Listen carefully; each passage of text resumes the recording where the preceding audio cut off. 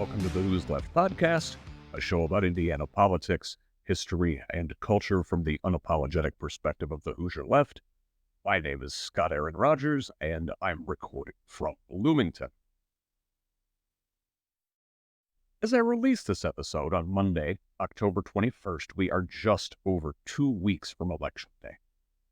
Now, I'm a leftist, and if you're listening to this, it's likely that you at least lean left.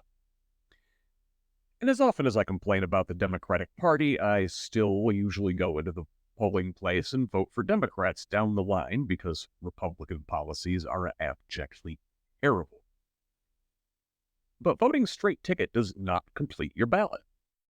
Some at-large races require picking multiple candidates, and school board races are officially non-partisan. Also, Indiana has an unusual system for appointing and retaining state Supreme Court justices.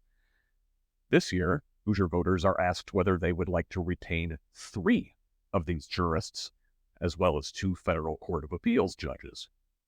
Lastly, the 2024 Indiana ballot contains a referendum on amending the state's constitution to remove the Superintendent of Public Instruction from the gubernatorial line of succession. So, how should a good lefty vote when you can't rely on a D next to somebody's name? Today, I've got 2 guests to help us figure this out. First, Communications Director and Hoosier TikToker Corinne will help take us through the judicial retention questions and the constitutional referendum. Then, Dr. Michael Shaffer, a professor of educational leadership at Ball State and a public education advocate, will tell us what to look for in school board races. Before we turn to our guests, though, please consider supporting HoosLeft with a paid subscription. I currently work as an independent craftsman during the day and work on this project whenever I can.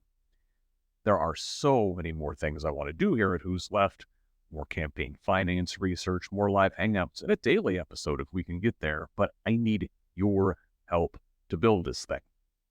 So if you can, visit scottaaronrogers.substack.com and subscribe at the paid level. For $5 a month or $50 a year, you can help me push our state in a better direction, and maybe if we reach critical mass, I can put down my tool belt and devote my full time to you, to this project, and to Indiana's future. So, if you have the means, pause right now, go to scottaaronrogers.substack.com and subscribe at paid level. And while the best way to help this project is financially, if that doesn't work for your budget at this time, you can still help. Subscribe to the free level over on Substack. Set your favorite podcast player to auto-download new episodes of the show. Rate and review the show on whatever platform you use. This trains the algorithm to help new people find us. Follow me on social media on Facebook, Blue Sky, YouTube, and TikTok at HoosLeft. That's HOOS Left. On Instagram, Threads, and Twitter, I'm at ScottRog78, SCOTTROG78, and on Mastodon at ScottRog78 at Hoosier.social. Please subscribe on whichever platforms you use, and send me a DM to discuss ideas for the project. But most importantly, spread the word. Forward the articles to friends, family, and colleagues. Don't just like, but share on social media. Invite others to our little corner of the Indiana left. And while I might be the guy with the microphone, I try to take this thing where your input leads me, so please be generous with feedback, good, bad, or meh. I value it all. To those who have joined the community already, especially those paid subscribers, thank you for believing in me. And to everybody, thanks for listening. Corinne Straight, welcome to the HoosLeft podcast. Thank you so much. Thanks for having me. I'm happy to be here. So you have been doing a ton of great work on TikTok, especially informing Hoosiers about what's going on their ballots this year. And I think you did a particularly excellent job of talking about the judge retention races. Mm-hmm. This is a part of the ballot. It's not one of the partisan races, right? So if you vote straight ticket, that doesn't affect these questions as to whether we're going to retain 3 justices on the Supreme Court, and then there's also a couple federal appeals court judges also. And there are maybe differing schools of thought on what we should do with these judges from the left side of things, how we should look at it. And I'd like you to kind of summarize that for us here today. Absolutely. So yeah, the Supreme Court retention is one that really confuses people because not only is there not a party affiliation, but you're asking a very specific question. Do you want them to be retained, yes or no? And so yeah, if you tick Republican or Democrat at the top of your ticket, you're going to miss those races that are down ballot. So you're gonna miss anything that's nonpartisan. So retention votes, constitutional amendment votes, as well as local races like county seats or school board races, where you're going to have to choose more than one candidate if it's at large. So for the Supreme Court, I had people reaching out to me pretty early on saying, hey, what does this mean? What does retention mean? And I said, oh gosh. And this was stuff that I had in my head already because I have been just very familiar with the Indiana Supreme Court for a long time. And we have a hybrid system here in Indiana where the governor appoints, they're advised by a kind of a justice committee, a search committee. And they advise the governor kind of, here are our top 3, top 4 choices for this vacant seat on the Supreme Court. And the governor chooses that appointment. They make the appointment to the Supreme Court. Whomever the governor chooses serves 2 years, and then they have to be up for retention in a general election. And then if they are retained, they get a 10-year term. And there are 5 justices on the Indiana Supreme Court. All of them are Republicans, have been appointed by Republicans, because although the justices themselves are not partisan, they have been appointed by Republican administrations. So there are 3 justices that are up for retention on this ballot. We have Loretta Rush, who is the Chief Justice of the Indiana Supreme Court. She was appointed by Governor Mitch Daniels. She has already served 12 years. So she served her first 2 years. She was retained. She served another 10. Now she is up for her second 10-year term. And we also have Mark Massa and Derek Moulter, who are up for retention. So we have 3 justices, and that's going to be the question on the ballot. You're going to go 1 justice at a time. It's going to say, Loretta Rush, retain, yes or no. Derek Moulter, retain, yes or no. Mark Massa, retain, yes or no. So Rush and Massa are up then for their second retention. So each of them have already served 12 years. Moulter has only served 2 years, so he's up for his very first retention vote. So each of them, if they are voted in, they will get another 10 years.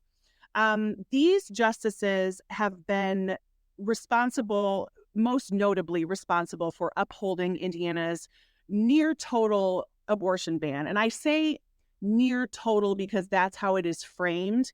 When you see that in practice, it's pretty much a total ban.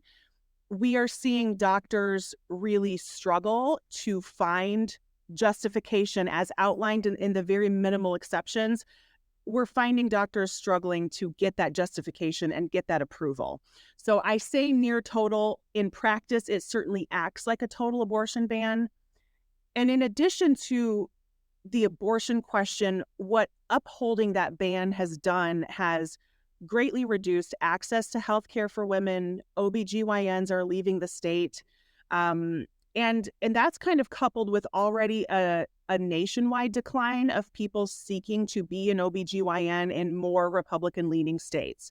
So we have seen medical students, I think there was about a 10% increase or so 2023 over 22 for medical students who selected that as their path of study at IU Med School. So that's just one university in the state, but that's a pretty good example of that kind of a decrease. And anecdotally, we hear stories all the time. Dr. Caitlin Bernard, the abortion provider who helped a 10-year-old rape victim with her healthcare needs, has been used as a symbol, most notably by our Attorney General, Todd Rokita, and her family is still getting harassed.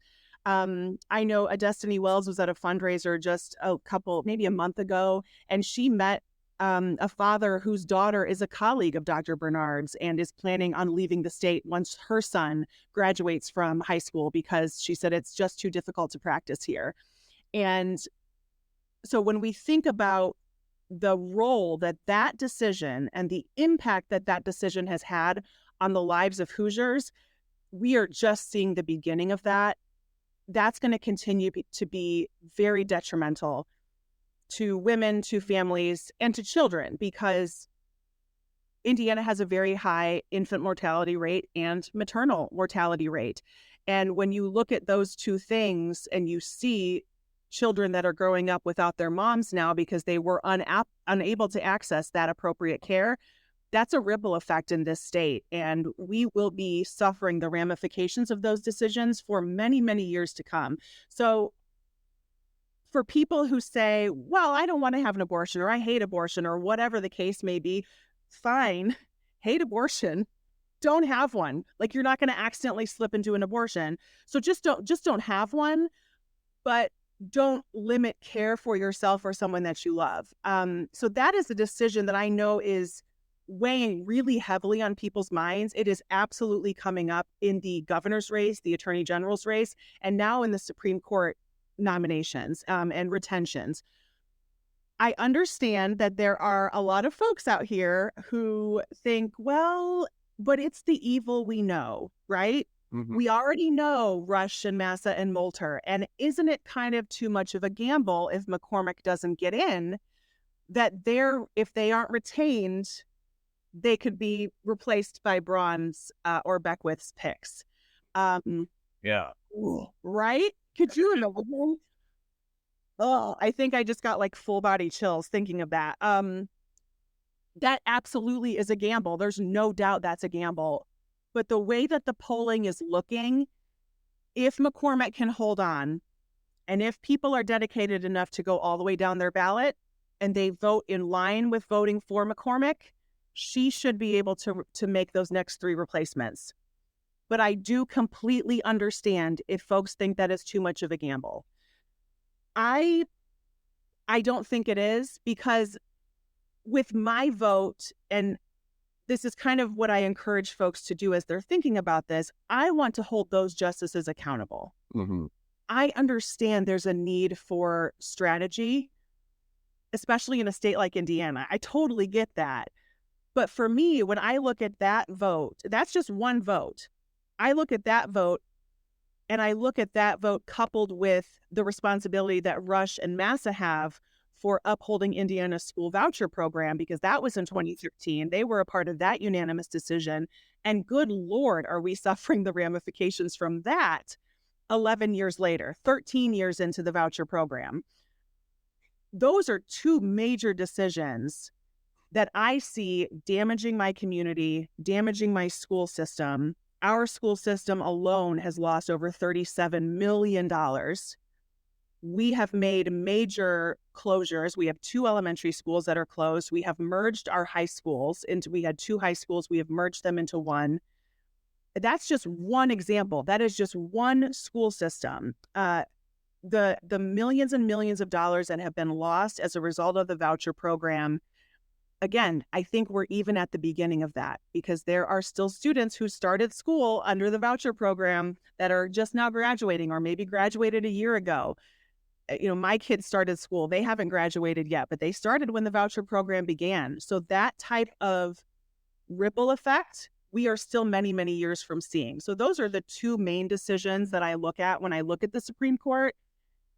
And like I said, I do understand the need to be strategic. I don't know, in my heart of hearts, and I have not voted yet, I don't know if I can push yes on any of them, honestly. So, I mean, obviously, the supermajority in the legislature and the governors that have been in this time, they've got blood on their hands for the abortion decision and others. I mean, I think these justices have some blood on their hands too. Yeah. So my first inclination is, throw the bums out. Yeah. But I do understand that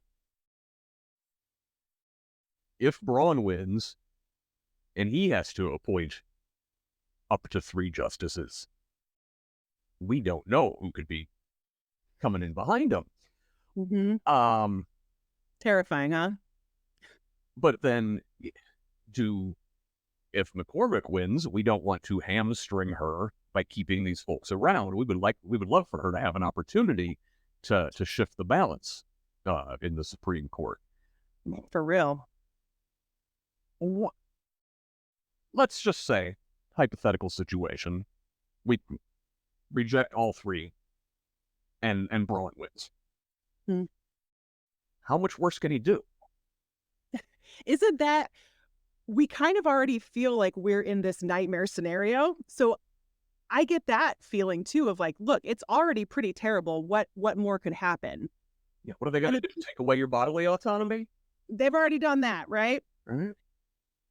And also to couple with that, maybe if that happened, right? If the justices are out and Braun is in and he gets to replace 3 more, they're only going to serve for 2 years. That's another piece of it. We would have to retain them again in 2026. We would have to retain all 3 of them in 2026. Now, and maybe everyone would be freaked out enough to say, oh, holy crap, I definitely should have paid more attention to 2024. I absolutely get how critical this race is now. I am getting, because that will be a midterm election, which we know turnout is even lower in a state like Indiana, where turnout is already embarrassingly low. Maybe that would slap everybody on the wrist, but a lot of damage can be done in 2 years. When you hear what the Braun campaign is saying about removing exceptions for abortion, making no exceptions, 0 exceptions, including rape, including fetal abnormality, including fetal fatality, including life of the mother. When they talk about removing all of those, which is just, it's egregious, and it is completely out of line with what Hoosiers believe. Consistently in the state of Indiana, 58% of Hoosiers support the right to abortion in most or all cases. Most or all, that is 58%. And to look at such an extreme view, which I think that's about a 10 to 15-ish% of Hoosiers that believe absolutely no exceptions, period, to have that be the law of the land for over 8 million people is insane. That could happen in 2 years. So you also look at that. You look at possibly the loss of access to maybe IVF, or that we've seen happen in Alabama when it comes to embryo storage, because it's not really banning the procedure itself. It's more banning the storage of the embryo. So then how do you have the procedure? And that can also be done in 2 years. So that's the scary part of the rhetoric that is coming out of the Braun campaign, that I get people's hesitance to maybe vote no on all 3. I understand that, because we don't know what's going to happen. It's incredibly extreme, the language that's coming out of that campaign. My goodness. That's a lot to chew on. Isn't it? Chew on. This is not a simple. On that note. Yeah. Well, let me ask you about one more thing, and actually, this is at the top of the ballot. The first thing you see is the constitutional question. Yes. As whether the state superintendent of public instruction should be removed from, like, the line of succession. Line of succession. That is the term we're looking for. Yeah, should, the governor and the lieutenant governor, and just like there's a presidential line of succession. So, because the position doesn't exist anymore, right? They Republicans basically got upset that when Jennifer McCormick was the Republican state superintendent of public instruction, she wouldn't play ball with their extremism. And Glenda Ritz before her. Their main beef was with Glenda Ritz. Yeah. Yeah. So they had superintendents that wouldn't play ball with their extreme education policy, and so they scrapped those Jezebel women, right? I love the shirt. Here, but so the position doesn't exist, and this question is just to like say, yeah, we'll go ahead and take them out of the line of succession because they're not there anymore. Is that sort of what I understand?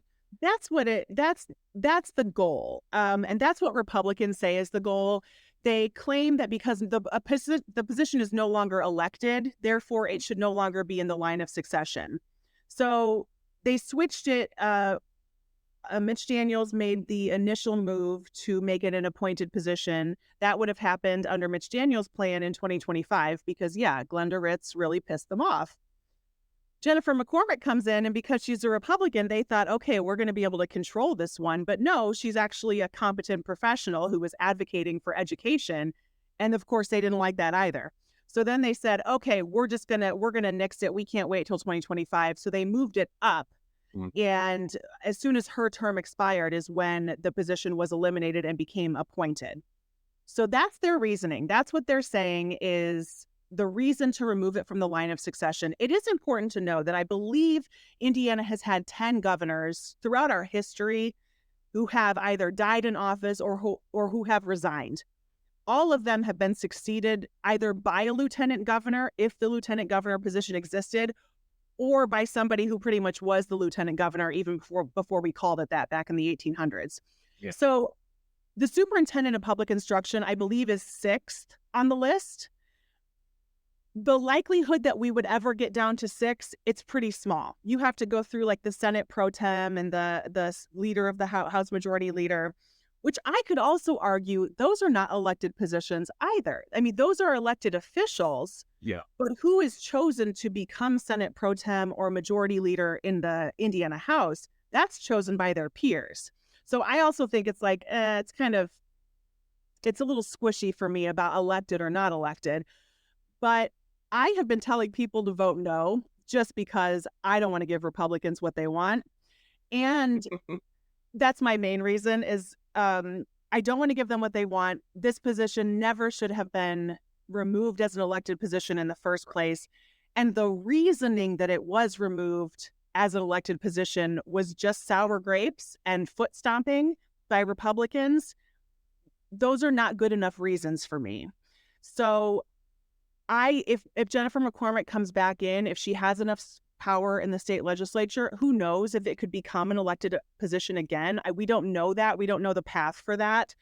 But the other reason I am encouraging people to vote no is, don't want to give Republicans what they want, should not have been an appointed position to begin with. And also, isn't it nice that our legislature gets to put constitutional amendments or ballot initiatives on the ballot and the people of Indiana cannot? That is something that comes up time and time again because our legislature is, I believe Indiana is one of 24 states that cannot put ballot initiatives, citizen-led ballot initiatives on up for a popular vote. But if the legislature can do it if they vote on it in 2 consecutive sessions. So they have to introduce it as a resolution, 2 sessions, and then it goes on the ballot. So that's the other reason is I'm like, look, y'all can put something on the ballot and we the people cannot, then absolutely not. I'm not going to give you what you want. So those are my reasonings. But I also tell people, compared to the Supreme Court where the stakes are really high, the stakes for this decision are not very high because the likelihood that we would ever get down to number 6 in the line of gubernatorial succession is so slim. And if that happened, I think we would maybe have bigger problems. If everyone in the line was no longer available to succeed the governor, we might have a bigger issue than if it's the superintendent of public instruction. Fair enough. All right. Well, Corinne, I super appreciate you shining some light on these maybe less popular or less known issues on the ballot. It's absolutely incredible. That's the fun part for me, and that's kind of one of the main reasons why I started doing all of this Indiana focused content on TikTok, because the presidential election, of course, gets so much attention, but we really have to look at the day-to-day impact these elected officials are having on our life. And when you compare the president to your state legislator, when you compare the president to your Supreme Court in your state, when you compare the president to your attorney general, the president is not going to have that much power on your day-to-day life. And that's the importance that I want people to remember. And also to remember to go all the way down the darn ballot, because that is something that Democrats are not great at. Democrats have huge ballot roll-off, they call it, compared to Republicans, where Democrats will vote for kind of the top few races and then they're done. We have to go all the way down that ballot because that's where you get into these retention questions. You get into your school board races, your county races, those things that are touching your life and your community every day. You would almost be better to do that ballot in reverse if you wanted to. Start from the local and work up to the federal, because that if you want to talk about order of importance in your day-to-day life and the day-to-day life of Hoosiers, you got to look local up to federal. Absolutely. All right. Thank you, Corinne Straight. I appreciate you joining me today. Anytime. That was comms director, activist, and content creator Corinne Straight. Now, let's turn to the school board races. Last year, I did a whole episode on the extremist group Moms for Liberty, particularly in the capital city's Hamilton County suburbs, and looked at the history of white woman-led far-right organizations. While the group's infamy has peaked and faded in the public consciousness, they have not gone away. And they're not the only militant anti-public education radicals in the game. Far-right school board candidates abound in Indiana this year. Here's Dr. Michael Shaffer to tell us all about it. Dr. Michael Shaffer, welcome to the Who's Left podcast. Thank you. Good to be here. I appreciate you being here. Well, why don't you introduce yourself to our listeners and viewers really quick? Well, I'm a retired principal. I spent 25 years as a principal. I've been a principal at all levels. I have also been an assistant superintendent, and I am currently employed at large university. We happen to train more principals than anyone else in the state of Indiana, and so it's something that we do, and I teach in that program. I teach school law and a number of other courses. I have also taught school finance and school. I do teach facilities, school superintendency, special ed law, and policy and politics, which is one of my favorite topics to teach. Well, hey, fantastic. So along those lines, I understand that you've been keeping an eye on Moms for Liberty. This is a group we've talked about on this podcast here before. And so, we're coming up into the elections. And one of the problems, I'm a political junkie. I have a hard time with the bottom of the ballot, right? Where you don't necessarily where you know do checking off things and you don't know anybody. And especially school board races, because these are non-partisan races, right? So, if you're a Democrat or a Republican, you don't necessarily know who to pick. It doesn't say. And frankly, I think it should be that way, right? But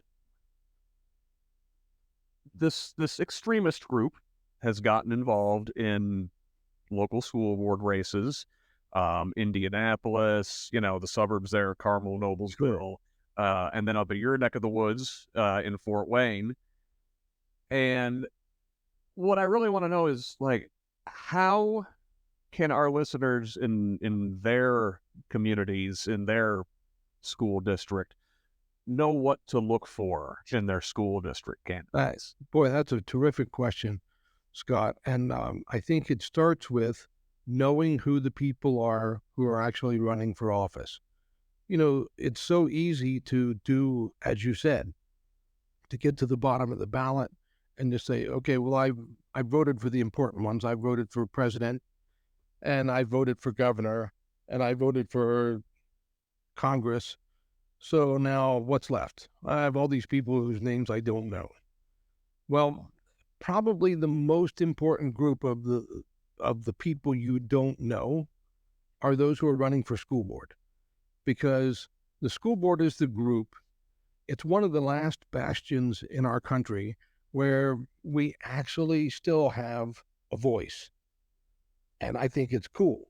There were times during the pandemic when people said we should just shut down public comment, which is a required part of every school board meeting. And people said, yeah, that's what we should do. We should shut down public comment because we don't like what people are saying. Well, but school boards are set up. This is public education. So it's set up in such a way that it's a representative democracy in school management, because we have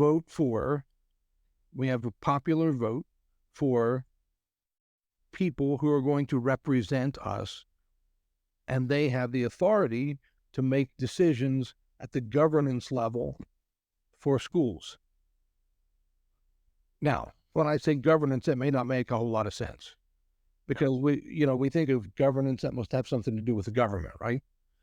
That kind of makes sense. But if you imagine a line, and over top of the line is where the school board works, below the line is where the school district works. And so the board has limitations on what it's allowed to do, what it's supposed to do. They are not supposed to be involved in the day-to-day operations of the school. People are hired to do that. The representation that we have as individuals, as voters, is that we get to choose somebody who tells us what they believe, why they believe what they do. And then we say, all right, either we agree with them and we vote for them, or we don't agree with them. We don't vote for them. So then the question comes up, so how do I find out? Well, the first place, right now, you can find anything that you want to know on the internet. And every person running for a school board race has some kind of campaign website. It might be on Facebook. It might be a regular website. And on there, if they are reputable candidates, they will have said, this is what I intend to do as a school board member. So what I would say, as if I'm a voter, and I am a voter, and I will be voting, first thing I'm going to do is, if this person won't even answer questions about why they are running, then I don't think I want to vote for them. Because if they don't want to tell me what they're going to vote for and what their standards are, what do they believe in, why should I vote for them? Because this is not a partisan, and you mentioned this, school board is not a partisan election. They tried to do that a couple of years ago in the General Assembly here in Indiana, but it failed. But I'm glad it did not pass, because school is one of those things we should have as a higher expectation. We should have that expectation that the people who are going to be serving in that capacity are serving because they have a respect for the teaching profession and the exchange of information that happens between teachers and students, that they have respect for the administration, who does their best to fulfill the job of not only supervising and evaluating teachers and support staff, but also providing the things that they need so that they can be successful. So if you ask those kinds of questions, you say, what do you believe about? What do you believe about finances? What do you think about fiscal management? Do you feel like teachers get paid enough? To which I would say, no, I don't think they do. So, in these school board races, obviously, if candidates aren't filling out questionnaires or not saying what they believe, that's sus, as the kids say. Let's say they do. Are there buzzwords or like euphemisms in these statements we should be looking for to see if candidates have particular, maybe extreme leanings? Yeah, they're the same ones that you look at politically. If you hear somebody talk about, I am campaigning on the grounds of family values, that's a buzzword for, I believe there's only one kind of family that exists. and that is a man married to a woman who has 2.3 kids, and, that's a family. Unfortunately, that's not true. As a principal, I had all kinds of families that came from every walk of life, every kind of imaginable combination, and every single one of them were welcome in the school. And then the other one that you would tend to see is there are some, not very many will admit to their being endorsed by somebody unless they're really gung-ho. Some of them, there are some, and you talk a little about Moms for Liberty. There are some that will say, I have the endorsement of Moms for Liberty. So what does that tell somebody? That tells the voter that this is a person who believes in extremism. And whoa, like, what are you talking about? What do you mean extremist? Or how can you call them that? I didn't call them that, all right? Mm-hmm. The Southern Poverty Law Center has designated Moms for Liberty as an extremist, anti-governmental group. Okay. Accurate. Yeah. They're a pretty reputable group. So I think if they say it, it's safe to say it. So Moms for Liberty is an extremist group. So what does it mean to be an extremist group? Today, that means that they are pushing really hard for things to be like they were back in like the good old days. The baby boom was just starting.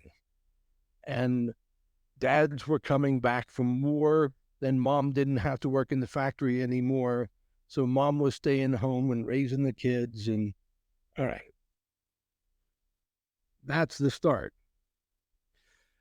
What about parental choice? That's a term that gets it's a great term.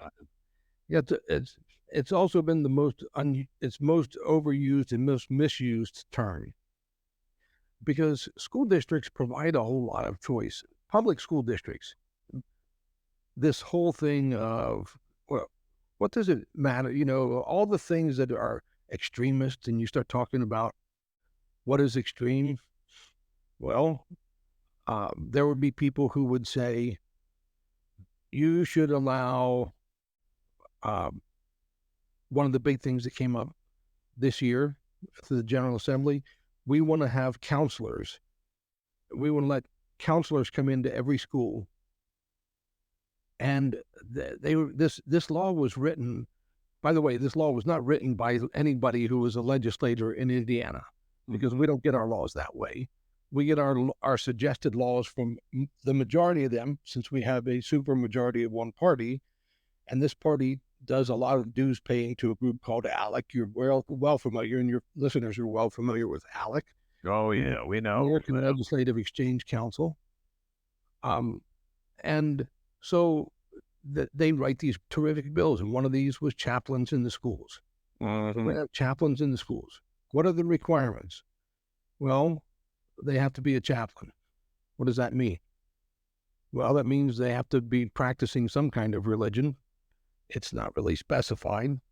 Uh-huh. The school district wouldn't really know all the things about this person. But here's the part that killed me about this bill that they tried to get pushed through, was that these chaplains that could come into these schools, the only requirement that existed for them to be able to work with a student was that the student had to ask for them to be able to talk to the student. The student had to ask for permission to talk to the chaplain, or the parents had to ask.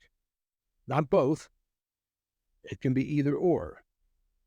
So a second grader could say, hey, that chaplain seems like a nice guy. I think I want to talk to him. And here's the part that the legislature didn't want anybody to think about.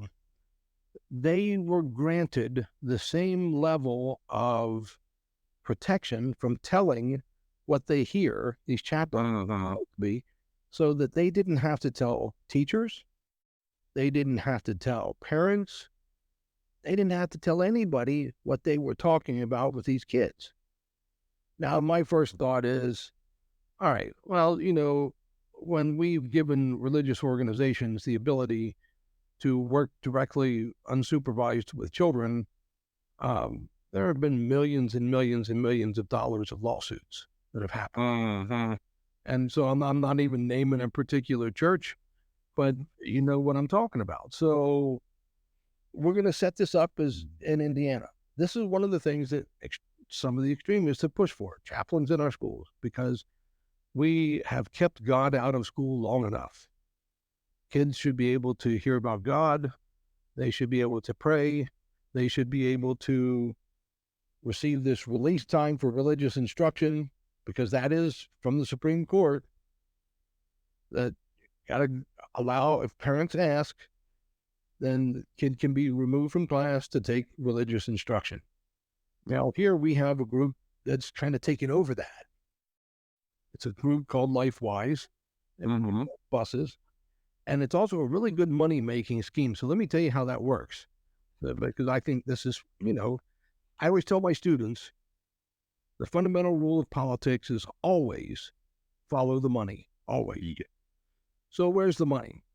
So a group like LifeWise comes in, they talk to some parents and say, you need to go to your superintendent and say, I want my child to receive release time for religious instruction, and then we'll come and pick up your kid. You don't even have to leave work to do it. We'll take care of everything for you. We'll put them on a bus because the law says we can't teach them on school property. So we'll take them off of school property and we're going to teach them religion. Good old religion. Now, what religion are they teaching? Well, they're teaching a very slanted, very narrow version of what they call Christianity. Yeah. It's Christian nationalism. I mean, when you look up LifeWise, they are tied in closely with this Project 2025, which I understand a certain presidential candidate doesn't have any part of. This person doesn't have any part of Project 2025, except that it's all the people that worked for this person and they were president before who wrote Project 2025. And it's the Shaggy defense. It wasn't me. That's the same group that also says that we have litter boxes in our public schools, and they bring that up all the time. It's the same one that, Moms for Liberty is a big endorser of Project 2025. The logo and everything's right there in the front pages of cooperating organizations. So you said LifeWise is active. Is that in your district or a neighboring district up there? Yes, in the district that I live in. Yes, they are starting this year, next month, in fact. They are starting with a pilot program where they are working with LifeWise. LifeWise will come to the school, pick up the students whose parents have signed away their rights to be protected, and say, yes, I did say that, because here's one of the things that they don't talk too much about. LifeWise says to the school district, you don't really need to do background checks on our people. We'll take care of that for you. Now, I don't know what you think, Scott, but I think somebody tells me we're going to take care of that, and then I start thinking other religious groups that have not followed through on that commitment to do what's best for kids. I say, if I'm a school district, I'm not letting somebody else do background checks on somebody that's interacting with my students during a time when I am responsible for them according to the law. The law says that we act as school people in loco parentis, in place of parents. So you're telling us we have to let the children in the schools where we're in charge of them, we have to let them get loaded up onto a bus, taken to some location where they're going to be interacted with by a group of people that we assume have all been vetted and background checked, but we don't know. Now, what happens with the kids who are left behind, who do not participate? Oh, that's a great question. Why feel left out. I want to go ride the big red bus. That's right. I want to go because they have ice cream parties and they play sports and they have fun things.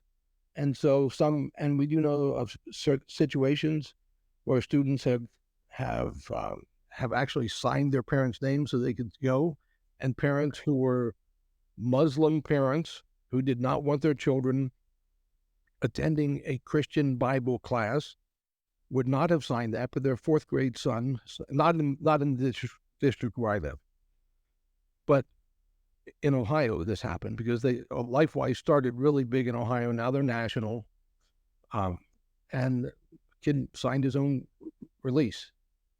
Now we know that You want to hang out with their friends, right? That's normal. we know the kids have been signing their own releases since there's been paper. So how do you know if somebody's extremist? Well, again, the first thing is you have to know them. Look, go to their webpage, look it up, see what they stand for, see who they align themselves with. And when you see, if you recognize the name of a group, and you say, I don't know who that group is, then do your homework. Say, all right, this school board candidate says they are endorsed by Purple for Parents. I don't know who Purple for Parents are. I've never been to one of those meetings. So what am I going to do? I'm going to look them up. Well, if I may go just to Google and I may not find anything. Then I'm going to go dig a little deeper. I'm going to say, maybe Facebook, because everybody's on Facebook. And we all know that everything that's on Facebook is true. So, but do that. Do your homework. Find out who people are and what they stand for. And I'll give you, for example, and this is one that's very local for me.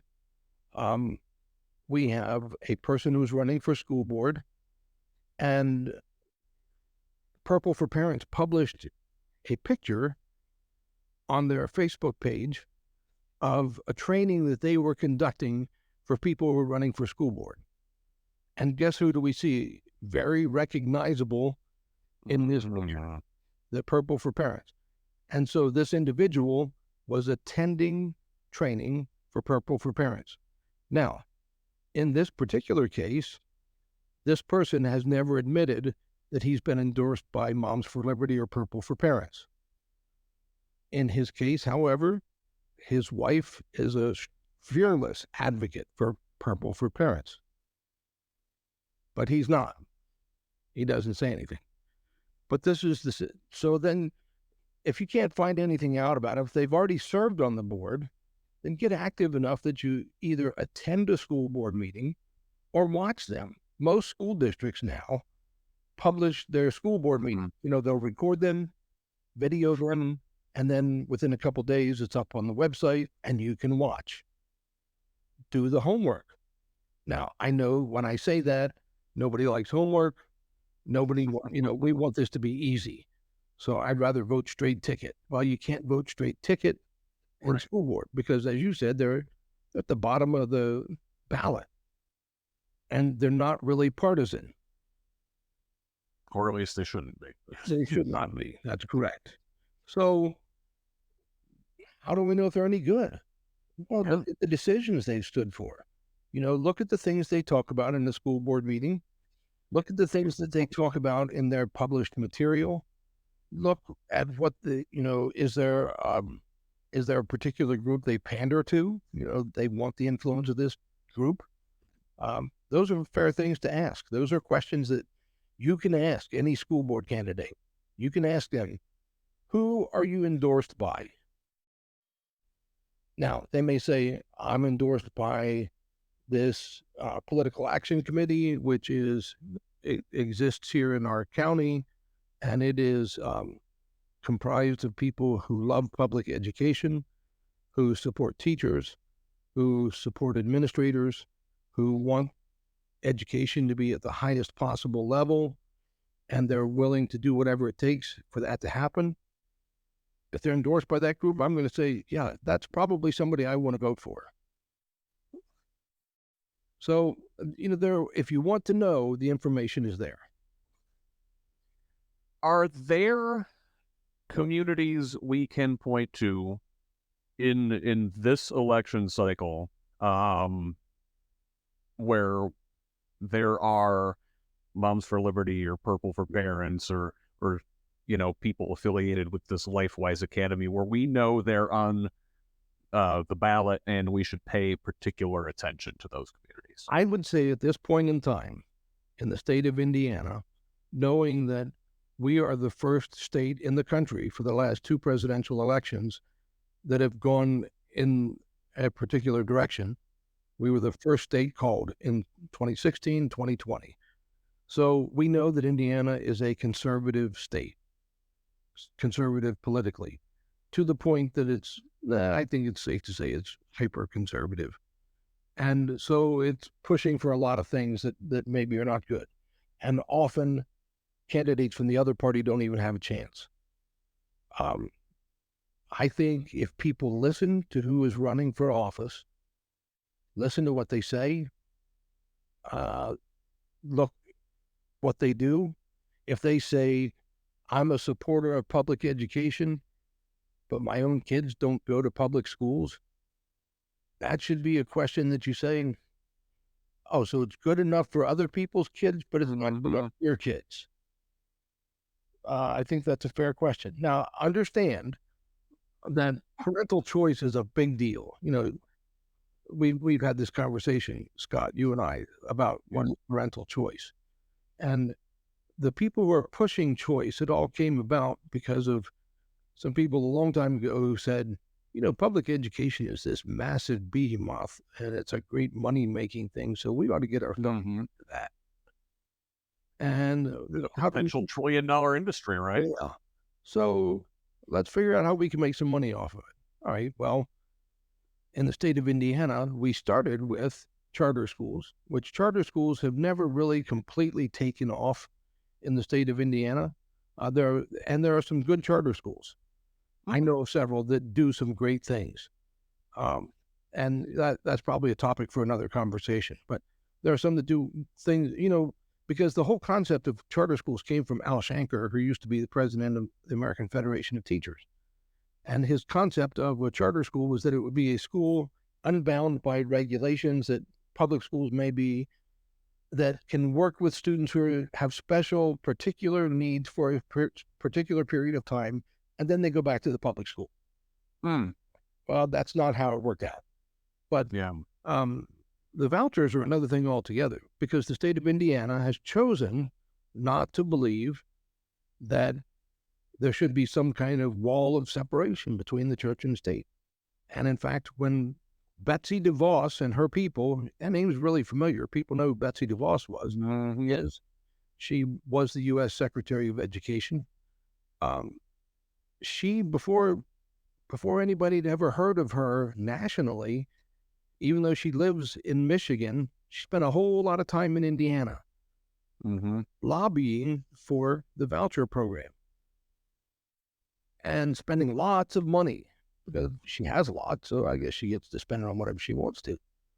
And so we had a governor at that time, Mitch Daniels, who said a couple of things. The voucher schools are going to be created so that we can get poor kids out of failing schools. Great slogan. And there are people that will still tell you this day, well, that's what they meant when they set it up. I'm going to tell you it's not ever what they meant. If you trace the history of private schools, and this is a very uncomfortable topic. A lot of people don't like to talk about this. Oh, I think I know where you're going with this one. Yeah. Where did private schools start? Private schools started after Brown versus Board of Education in 1954. So the 60s, 70s, and 80s were a period of great growth for private religious schools. Now, wait a minute. They grew in reaction to Brown versus Board of Education. And what did Brown versus Board of Education do? It reversed Plessy versus Ferguson, which said as long as facilities are equal, then it's acceptable. Brown versus Board of Education says separate is inherently unequal. So we must, with all haste, integrate public schools. And there were lots of parents who said, oh, wait a minute, that means that my white children have to go to school with black children.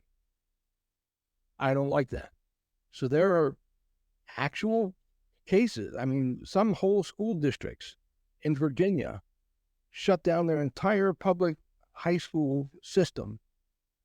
And they said, we will give vouchers for high school kids to attend this religious school. And in those cases, those religious schools took the name of the sports team, the colors from the school, the slogans. They took everything.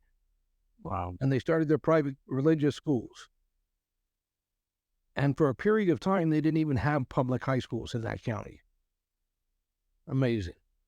So we didn't do that in Indiana. We're a lot more sophisticated than that. We're going to solve the problem of poor kids failing in school and schools that are failing because they just don't produce the quality.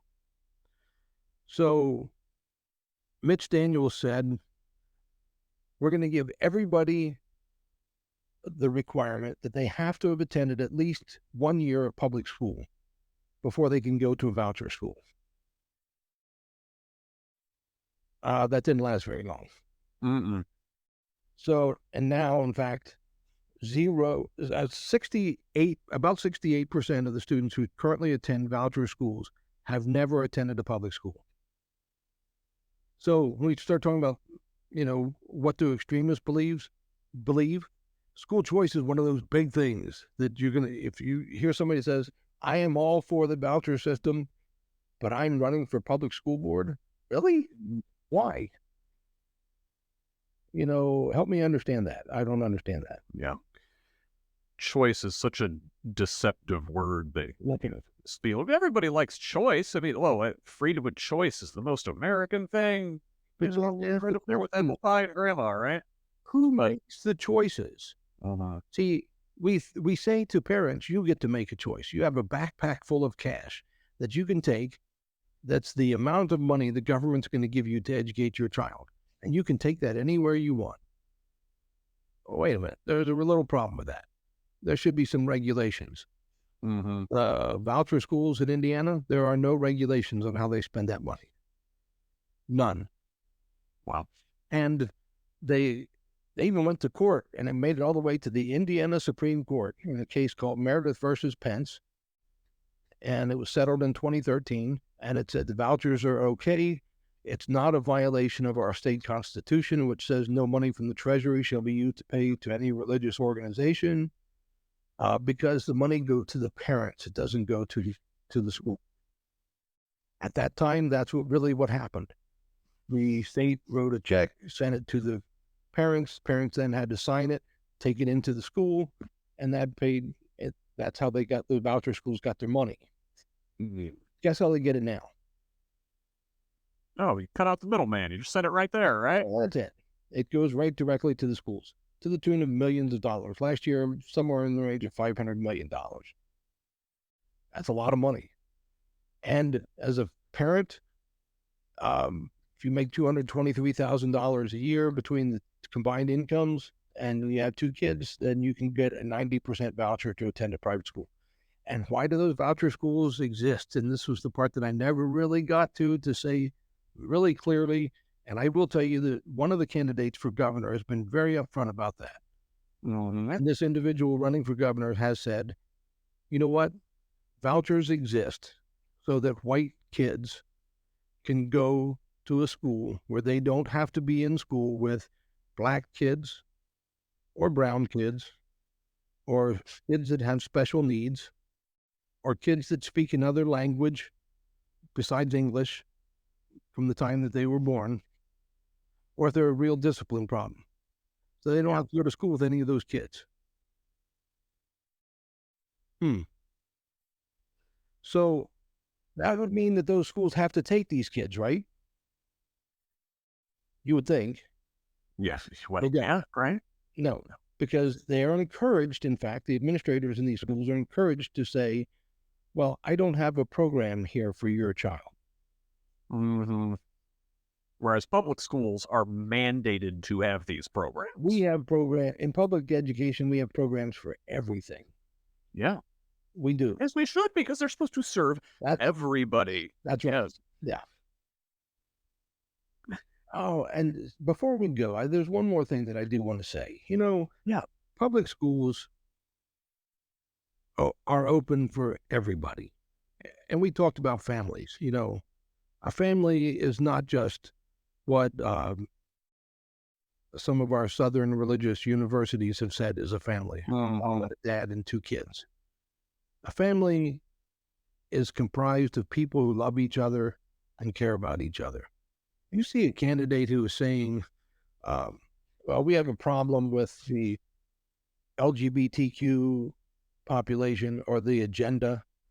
What are they? The radical woke gender ideology. Yeah, they're calling it this week. Yeah. But when you hear that, you should start asking questions. What does that mean?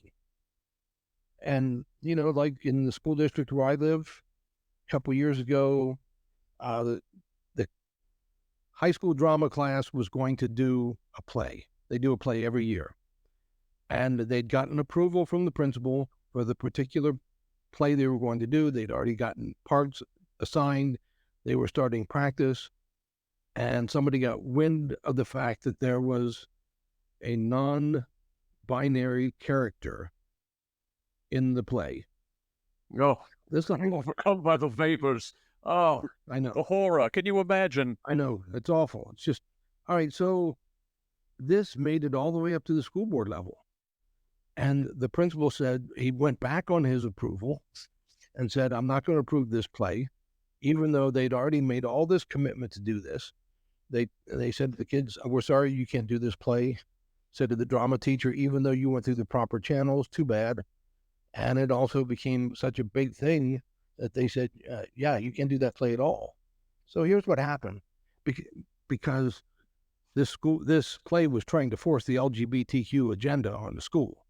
No, it wasn't. It was acknowledging the fact that our community is a diverse community.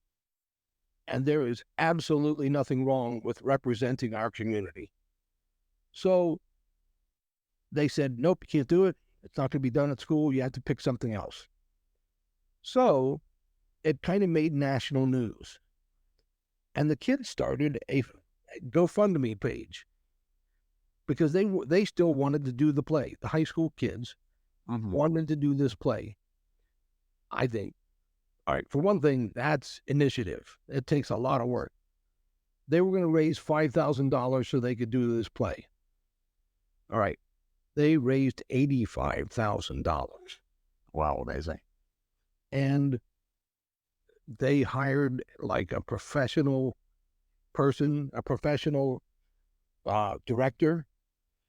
The kids did all this. They rented a facility. It was packed. It was one of the largest facilities in Fort Wayne. It was packed. Now, if I'm a school person, I'm going to ask the question, if this community is opposed to this kind of play, why were this group of kids who know nothing about fundraising, why were they able to raise $85,000? Why were they able to hire a real, like a bona fide director? Why did they had enough money left over that they were able to give scholarships to every kid who was a part of the play? College money. Phenomenal. No, I think. Does that tell me anything? It says this community is diverse enough that it can handle a non-binary character in a play. Now, that brings us to like book banning and all that. That's another, if you have somebody that says, I'm in favor of book banning, then that's going to be a person, one, that doesn't know education, two, that doesn't know literacy, three, that doesn't know kids. But they won't say it like that. No one's going to say, oh, well, we want to come in and ban books. They're going to say something like, we want to get pornography out of the school. Yes. Yeah. I was an elementary principal for 25 years, and I am a huge literacy advocate. I worked with Scholastic book fairs. I've traveled all over the country speaking for them because we started a boys' book club in our elementary school. And I had Phenomenal idea. I had 100 fourth and fifth grade boys who every other Friday skipped recess to hang out with me and talk about books. 100. That was the coolest thing ever. That is the most fun thing I'd ever done. And you know what changed? What changed was that the boys were reading. And every day as I'm standing out there when the kids are getting ready to get on buses, I'd have boys running up to me and say, "Hey, Dr. Shaffer, you got to see this book I'm reading. It is so cool." In 23 years of being a principal, I had never had a boy approach me and say, "You got to see the book I'm reading." That happened because they were allowed to read what they wanted to read. And we created a section. I don't know if we can do this today, but we did. We created a section that said, "Boys read." That's all we put over it, "Boys read." And somebody said, "Well, does that mean girls can't get books there?" I said, "No, girls are welcome to check books out." I said, "It's just to help the boys because sometimes we need a little extra push." You know, boys, when they select books, they go back to the same place they found a book last week in the library, and so they check out either the same book. That way they don't have to really read anything, or the one that's right next to it because they think they might have the same characters, so I don't have to learn new characters. All right. So, there you go. Wow. Oh, if somebody says they're in favor of book bans, then I would love to talk to them because there's not pornography in our schools. You know, I'm sorry. You can't take one line out of a book that you found out because you saw it on a website somewhere and it said, these are the things to fill out when you fill out your protest against books. And good school board members know they have a policy to deal with that. And the school district, the administration, will follow that policy. Who created the policy? The school board. School board creates the policy, the administrators enforce it. That's the way it works. Governance, management. Yeah. Lots of great information. Just so much. And again, I really appreciate you being here and educating all of us. Well, thank you. And it's fun. I've always thought I'd like to do a podcast, but I don't have the amount of stick-to-itiveness that you have to make it happen. Thank you for what you do and for bringing these topics to light and talking about them so that people can understand. Appreciate it. Thanks a lot, Dr. Shaffer. Anytime. We'll see you. Once again, that was Dr. Michael Shaffer, Professor of Education Leadership at Ball State University. In addition to all that wonderful knowledge he gifted us, someone else forwarded me a list of right-wing school board candidates in this election, which I have double-checked and added to. Now, I don't know how comprehensive it is, not that there are more extremists that have flown under the radar, and please, reach out if someone meets those criteria in your area. But this list contains 75 candidates in 40 different school districts across the state with good documentation of all their shenanigans. It's included in the show notes. Thank you for listening. I hope my guests and I have provided valuable information to help you figure out the bottom of your ballot. Shoot us a line and let us know how we did. Early voting in Indiana is open until noon on November 4th. Use it.